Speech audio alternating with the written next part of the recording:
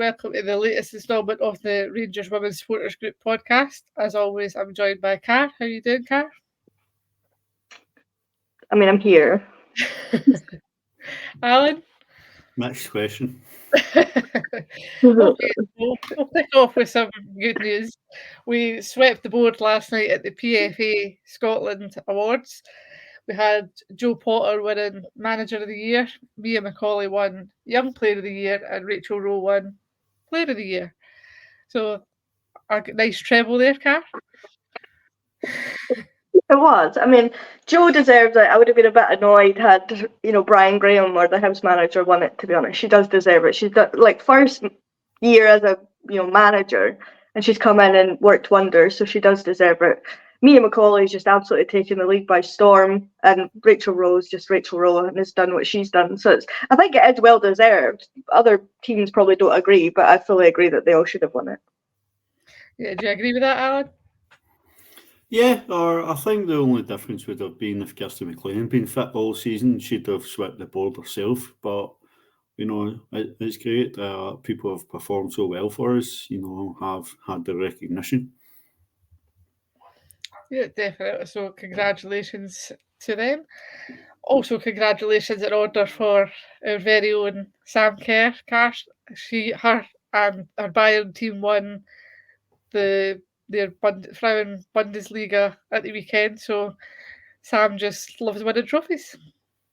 She does. I mean, she's not played a massive part in them winning the league, but obviously they got a chance to go on and do the double on Thursday, which Alan is going to because he just loves going to Germany.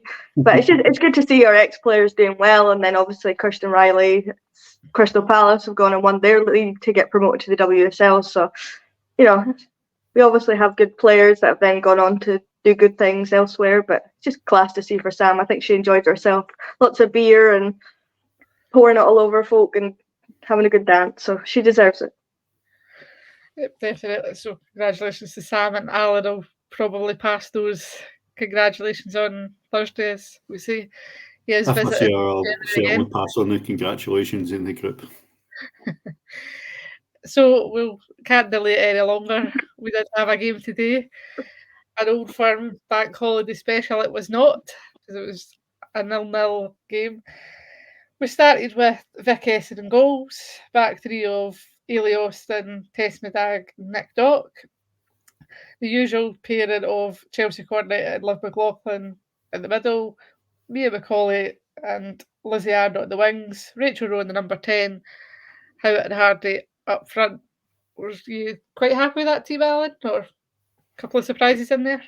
I think there was obviously some surprises in there, but you've got to assume, and we're correct to assume that there was maybe some injury concerns. When we saw that back line, well, very surprising, but and we'll go on and talk. I thought they'd acquitted himself very well. The questions were probably more about whether they would have changed the keeper again, or if Vic would have kept the gloves, and then which sort of 3-2 would play out wide, but no, other than at the back, no great surprises to the team. Yeah, Vic kept her place in the team, and she showed why throughout the game. She made some really good saves, and despite us not scoring, it was another clean sheet for her and the back line, even though it was a bit back line we didn't expect. Yeah, I mean, I'm very happy for Vic because I think she's shown she does have quality there. She, made a great save to keep us in it in the first half. So, maybe it's a case of we should have done it earlier in the season. It seems a bit weird that we were getting to the tail end of the season and she swapped out the goalie, and it seems to be Vic that's the main goalie now, but maybe something's happened behind the scenes we're not privy to. Ailey Austin starting was a massive surprise to me. Really didn't expect that at all. She's obviously not played since the Partick Thistle game, which was obviously after the Hearts defeat, so wholesale changes. But she came on and did quite well, nearly scored an absolute screamer in the first half, which I'm sure we'll come on to. But we did find out there was some knocks and niggles going on in the team, so I guess it makes sense. It's also just about managing minutes for everyone, coming to this point, and because I think a few players did look a little bit leggy, like they've maybe just getting to the tail end of the season. But we trust Jo, so we weren't overly confident with it, but we trusted her enough to say, well, it's either going to be a masterclass or it's not. Yeah, so it was a first half a few chances, but as Carr kind of touched on there, Ailey Austin did have a screamer of a shot, and it was very unlucky for it just to hit off the top of the crossbar and just wasn't meant to be for her. Yeah, we were obviously sitting in company, and Wilf had no sooner finished saying, "Make yourself a hero," and Ailey's absolutely thundered one off the bar. She could not have struck this any sweeter. Only hope would have been maybe putting it a bit wider, keeper and giving it more time to come down. But that would have absolutely took the roof off the place. It was obviously a very busy Broadwood, and we'd have been absolutely delighted to see Ellie stick that one in. But very, very unlucky on that. But it was one of the few times we'd actually took the opportunity to move into space and take a shot on. Yeah, Carr, we had a few other chances in the first half. Like Mia, I think, had a couple of chances. Rachel Rowe had the ball quite a lot, but we seemed to just be playing around the box and no breaking through that kind of final line. It was just quite frustrating to watch it. We were obviously the further kind of end away from it, so we would just kept shouting for them to shoot, but they weren't really listening. No, because Celtic's midfield was basically non-existent today, so we had space. So I don't know why they were trying to take that extra pass or that extra touch, trying to almost walk it in instead of just hitting it, which we've been doing, infrequently, but it's been coming off. We've had a few really good chances, a few really good shots from outside the box, on the edge of the box that go in or get really close. I don't know what it was that we're trying to do. We were just trying to break them down, and it just wasn't happening, which is very frustrating. I don't know why we did that, but it's been a kind of problem this season, hasn't it? Occasionally in games where we just try and walk it in and we take that extra touch or that extra pass instead of just hitting it. Don't know why. Yeah, Alan, I don't really want to talk about him, but the referee had a horrendous game, didn't he? Tash Flint seemed to be tackling everybody that she could, and the ref was just letting it go. Ailey makes one foul. I don't even know if that was in the first half. It was the first half. That was the first half. And then she gets booked straight away. So another shocking refereeing performance. I could just press repeat on most of the podcasts of the season talking about the referees. Flint's probably been quite clever. None of her fouls are bookings in their own, but she's getting away with quite a number of them before even being spoken to. It was probably unfortunate the linesman couldn't keep up with play, and she's made a challenge when a player looked to be offside, and based on where it is, she's going to get booked. Harsh as it is, but we were not getting any change out in the officials, but we just have to deal with it. We deal with it every week, so that's nothing new.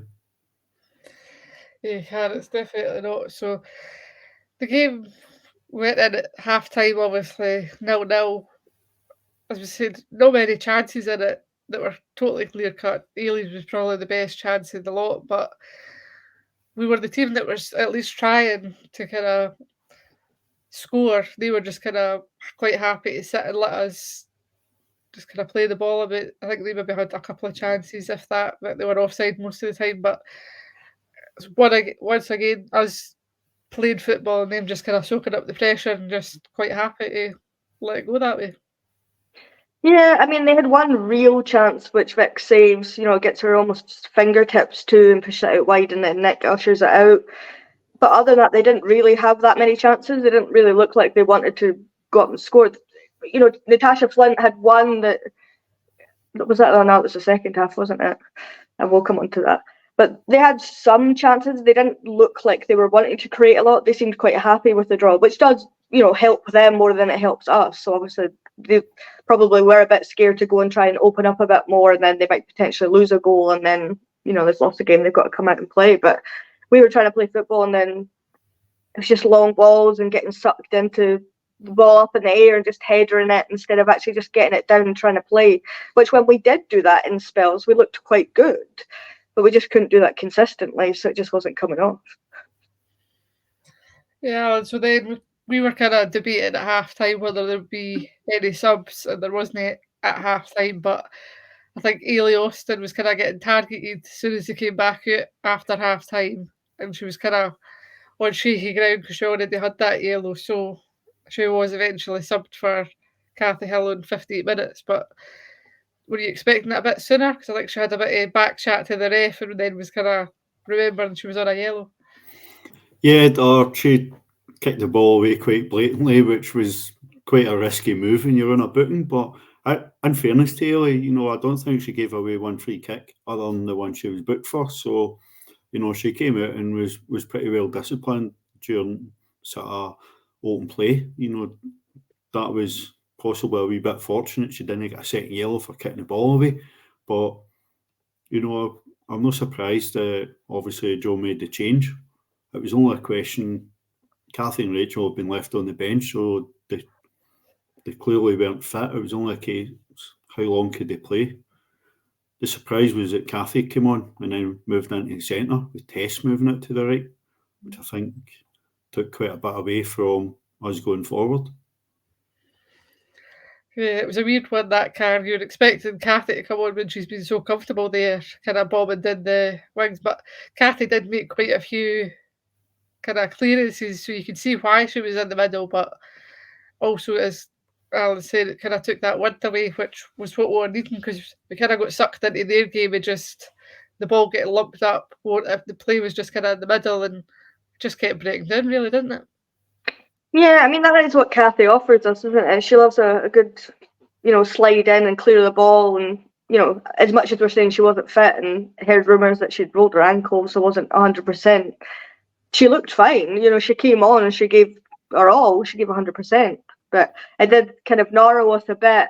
And then a little bit shaky at points when they were getting long balls over the top. But it's just one of those games that the forwards didn't do their job. The backline didn't have a whole lot to do. It's just frustrating all round game from everyone. But I will say most of them gave their all. Kathy, gave as much as she could. It's just one of those games, isn't it? Yeah, and for all Joe saying that we were the fitter team, I think a few players, especially in the front line, were kind of looking very tired with all the amount of running they had to do. So then we did freshen it up. Well, before that, actually, Rachel Rowe went off, which I think kind of raised a few eyebrows, and Brogan Hay came on. So a bit weird one, that. But I think it was a tactic for Joe to kind of try and get the rest of the team to kind of step up, rather than it being Rachel Rowe that kind of pulls us through the game. Yeah, it'd have been maybe nice if we had Megan Bell on the bench we could have brought in and played that 10. But, Mia's obviously been tried in a 10, and she came in and clearly made a bit of an impact on the game. Very, very unlucky we'll go on to talk about, but it wasn't happening for any of the front three. Rachel Rowe struggled to get into the game and have any real impact, and it never happened at any point for Rio or Kirsty. They maybe had a couple of headers that they maybe got to, but couldn't really direct goalwards. But it's a real struggle for any of the three of them to get into the game and have any sort of impact. Yeah, so as we say, Brogan came on, but despite her coming on and you think, good, this is what's going to kind of stretch the game out a bit, she kept getting sucked into the kind of middle of the park. It just, the width that we were so badly needing, we just didn't have, because Tess was obviously going more into the middle. Brogan was getting sucked into there as well. So it wasn't really until Rachel McLaughlin came on that we started to get that width again, but by then it was too little too late. Yeah, I don't know if that's something we'd maybe worked on, because maybe they expected us to use our width, but it's worked for us most of the season, so I don't know why we would, try and not do that and try and do something different and just go through the middle a lot today. I don't really know, to be honest, but it definitely favoured them more than it did anything for us, because they were just quite happy to soak up that pressure and get the ball away down their end of the park, and it just, genuinely don't know what it was, but everybody just looked a bit off it, and we couldn't really get any service up to any of the forward players to do anything with it. I don't know if that was by choice or if it just kind of happened, but I'd like to think that it wasn't by choice, that we wouldn't use our width when we've got Brogan and Mia had moved into the middle at that point, but the likes of Nick, whoever, to get balls up the wings.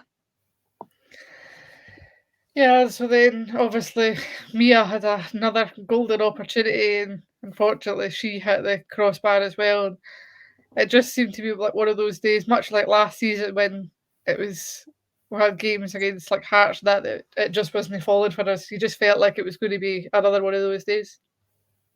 Yeah, very much so. But I mean, that was probably close to the 90th minute. Mia's rattled the crossbar. It was probably for a similar sort of range from Ellie's strike in the first half. It looked like it was going in. It was right in front of us, but just a wee bit too high. And it's came back out, and nobody's been able to make anything happen on the rebound. But probably for about 60 minutes on, you could see the sort of desperation in the team.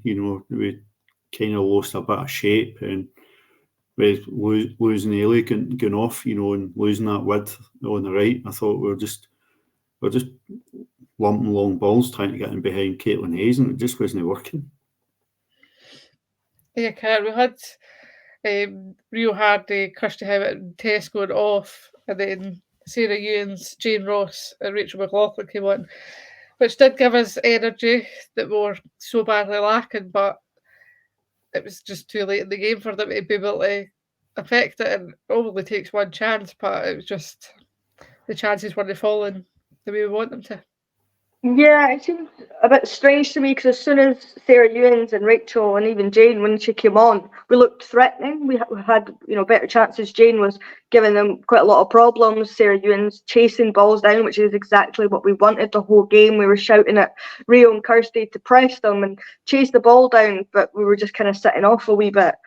But it was just kind of too little too late at that point, and one real chance towards the end, and their keeper makes a good save at one point and there's nobody in the middle to go and jump on it and score a goal, and then there's one after that where Kathy has the chance to go and win it and doesn't. But it was just one of those games that we kind of almost beat ourselves, I suppose, where we got frustrated and then we started to snatch up things and then it just wasn't happening, which played into their hands. Is exactly what they would have wanted, to get us frustrated, and then we don't play as composed as we normally do.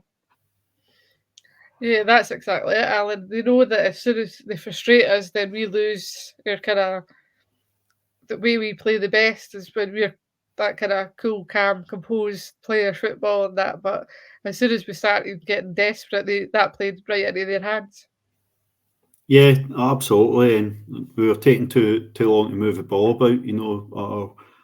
We will do very well against Celtic if we move the ball a bit fast and get them moving and turned, but we're giving them far too much time to get back into shape, and they were quite happy to get the ball forward and play the game in our half with really having much intent, because they kept their goal safe by keeping us well away from it.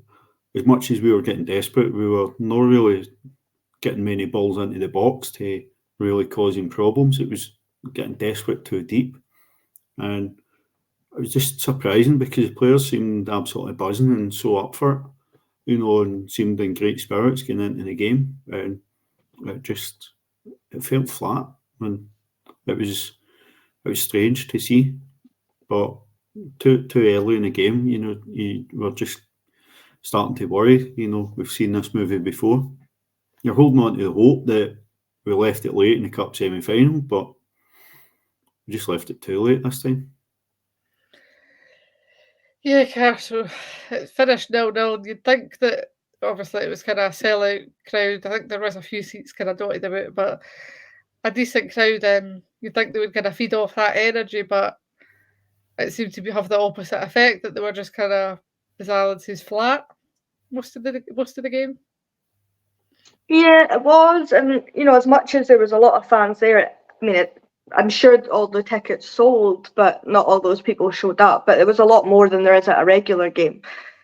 But even then, the fans weren't really giving much energy to the players, and obviously it's not our job as fans to do that, but it helps. It certainly does help. You can see it in the men's game. It does help the players push on then, but it doesn't seem to be that case in the women's game, where people show up for a day out and it's a big game and what have you, but they don't seem to really give much to the players. But it's another game that sells out or is close to selling out, and another game that we don't really put on a performance that merits trying to drag those people back into every other game of the season, where you're wanting, to get people hooked, and it's just another case of we've not done that yet again.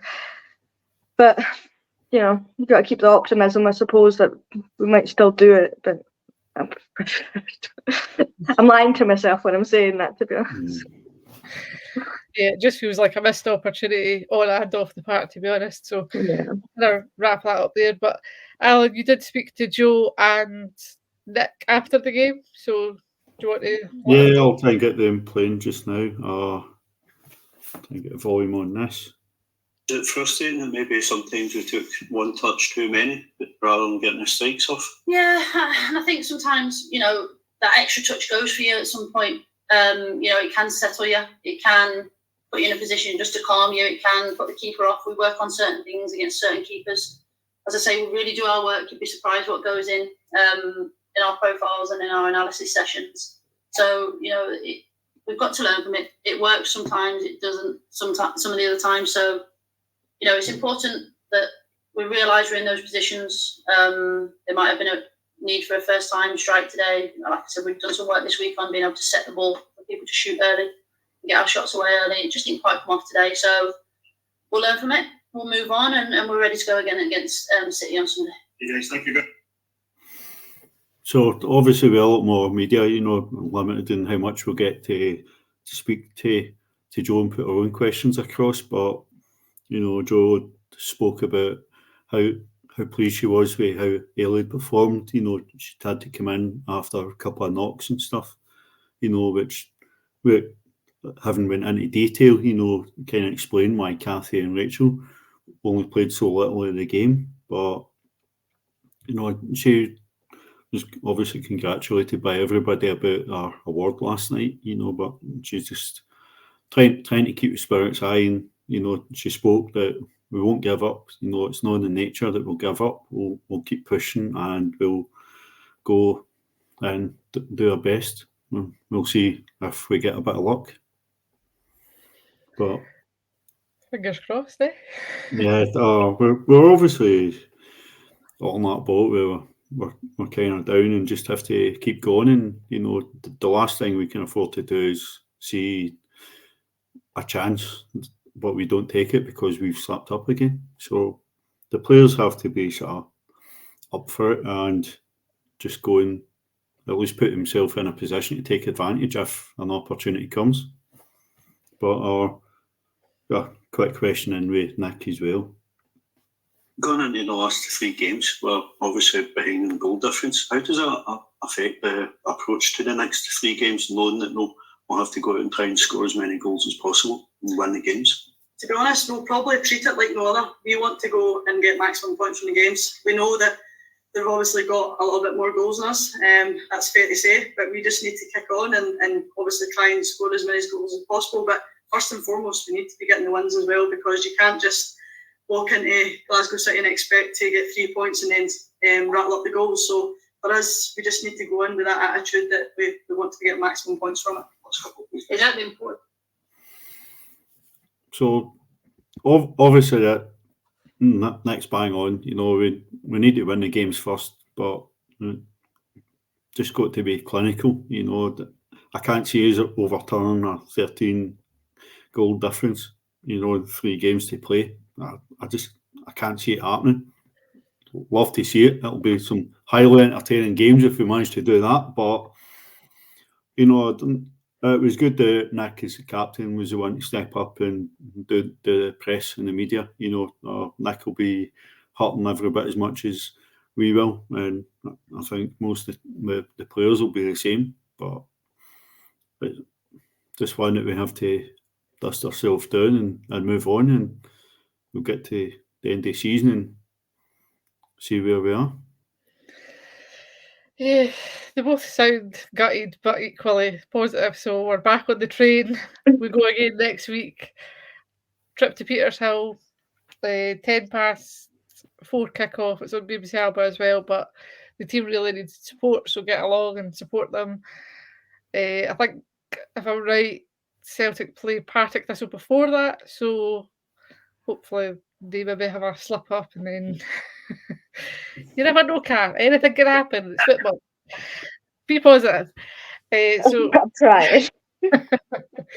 so next week, Car, do you see many changes to the team? Do you think, hope, pray Rachel McLaughlin gets back in at least? Yeah, I mean, I don't know. I'm assuming Vic will play now because I seem to think that Vic's now the keeper, but maybe that's just because we know she's got the cup final, so maybe she's getting more minutes. I don't know. It depends on fitness. It depends on, injuries, niggles, any problems there. It'll all depend on that. I'd like to see some changes. I like Brogan to come back in from the start. I'd like us to use our width a bit more because Glasgow City are toiling at the moment, so we need to try and take advantage of that because, they've had a couple of draws back to back now, so we need to really take advantage of that. So I don't know if there'll be that many changes, but I'd like to think that, we Brogan and Mia out wide, and maybe Sarah Ewan's in from the start because she seems to kind of offer something at Petershill. She's had quite a good record there the last couple of games. So yeah, I would just think we would go back to the kind of Jane Ross, Sarah Ewan start and then bring the other two on kind of later in the game. I think based on the performance when it came on, Sarah and Jane have really put themselves in contention to be starting the game next Sunday. Thought both of them played pretty well and maybe needed a wee bit longer on the park to have made a difference. Rio and Kirsty both had a tough time today, but as a team, didn't do enough. And I expect there'll be a few changes next week. Probably not as drastic as last time we went to Petershill to play Partick and we had about 7 changes or whatever it was. But it's obviously no ideal. There's always uncertainty over who's playing in goals, but that's a problem for the summer, I think. Yeah, definitely. We'll just need to see what happens. We've got a week kind of rest, and then it's kind of, Glasgow City. Hibs. Hibs. I don't know why I was thinking Hearts. I was like, no, again.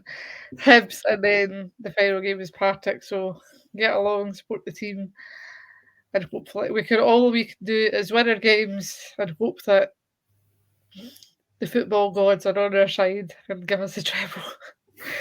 Do you want to give us a quick loan update, Alan? Not got a full list, I know Laura and Kayla both started for Marvel. Not even talk about score predictor because every game other than the Hearts game ended in a draw. So it was a very sort of tough round of games. I did watch Mason play. She finished 90 minutes for Hamilton, who completely blew a 2-goal lead against 10 players. But Mason will get some extra game time this season because Hamilton will quite possibly be in that playoff. But more experience for some of the players, but a mixed bag for the loan players this week. Mixed week in general, to be honest, Car, isn't it? So I think we'll just kind of leave it there. I think we're going pick our spirits up, and Car's probably going to go get drunk because she looks like she needs it. Might just have another wee cry and then I'll get back on the optimism train of we're going to do it. I believe in Joe Potter and I believe in this team that they can go and they've got more than enough to do it, but the hope is on someone else to help us, and you can't be relying on other teams. The league wasn't won or lost today. It's been previous games that will come down to rather than the game today. Yeah, I think so. Anything else to add to that, Alan? No more Monday Old Firm games, please. Yeah, we wasted that. We've actually not won an Old Firm game at Broadwood in the league, so that needs to change. Oh, definitely. On that sour note, we will leave it there, and we will see you next week at Peters Hill. 3 points. Let's get back on the winning train. Thank you very much. We'll see you later.